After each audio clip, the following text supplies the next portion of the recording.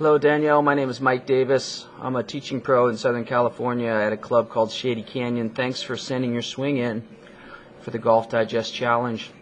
Danielle, I'm going to go ahead and let this play in slow motion, and then what I'm going to do is, I think your notes said that you would like to get more distance. Hopefully I can give you some insight to help you on that. So first of all, Danielle, what I'd like to do, and what I do for all my students, is I like to break the swing down into this 8-frame sequence, and therefore just kind of select one of these 8 positions that might give you the fastest rate of return. And looking at these 8 positions, a couple of things kind of stand out to me. Number one, this club position at the top of your swing here, and the posture here.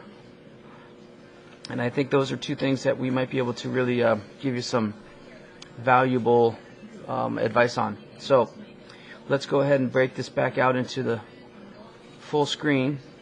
And the first thing I'm going to do is I'm going to split this screen.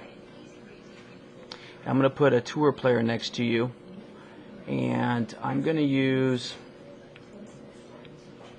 Bernhard Langer, just because he's not one of the biggest guys out there. He's got an extremely efficient golf swing though.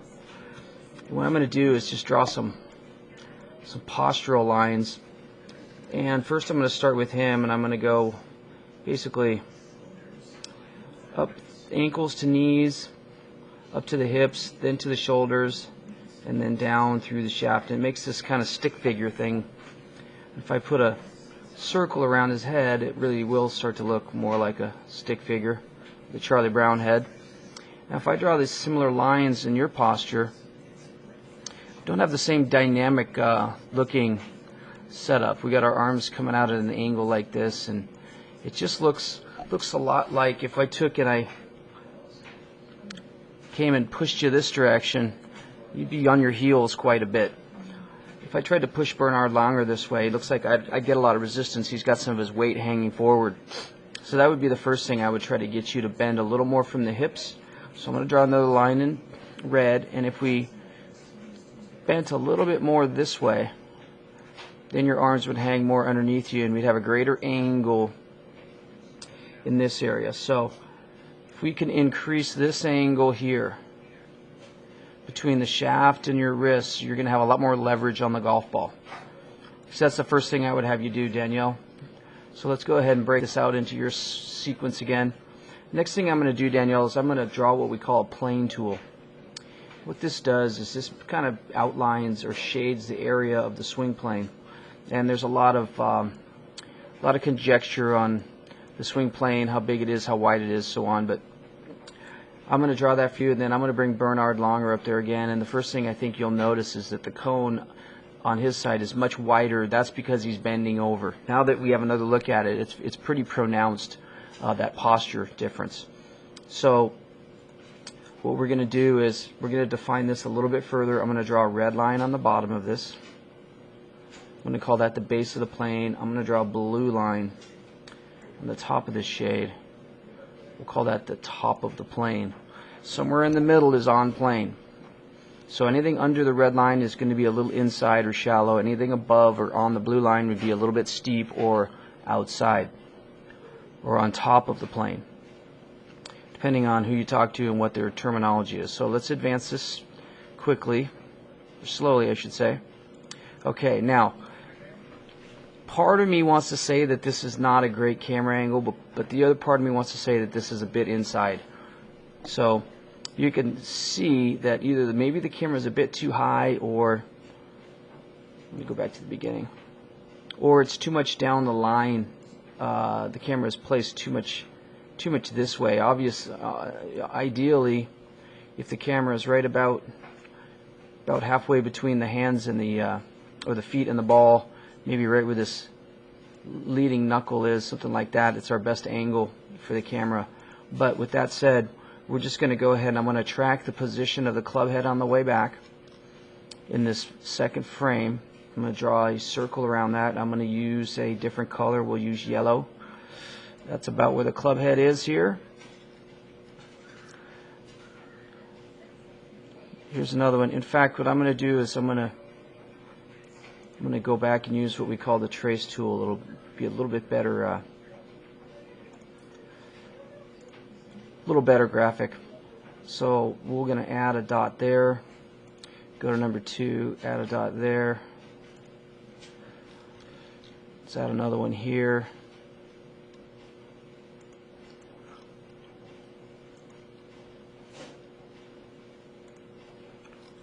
And ultimately, that's where the club head goes. Now, as we advance this video,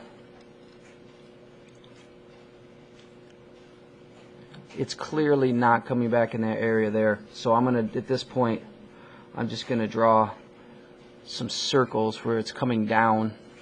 It's hard to tell because it's blurry, but definitely here. Definitely here.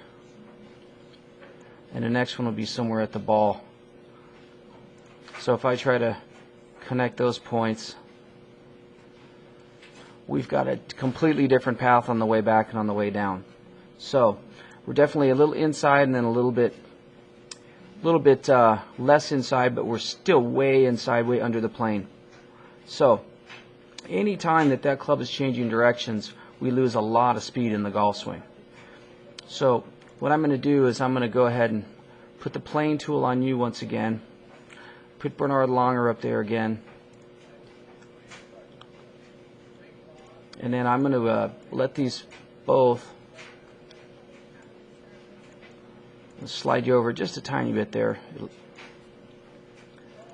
And let these two play together, and you can watch his golf club and watch your golf club and see what's going on. So I think you're in a poor position right now to get the typically when you stand straight up and down like you are, and you get a lot of spine, vertical spine position in your setup, we get on our heels quite a bit, and that wants to let the club just go directly to the inside.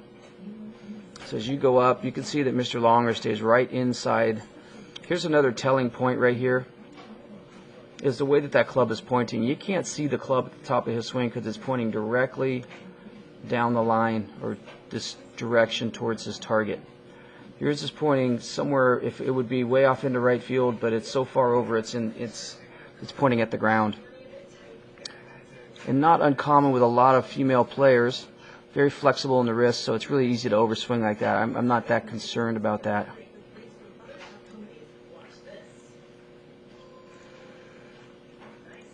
Last thing that I think is fairly important here, I'm going to clean all this up. At impact, we're kind of compressed here against our body.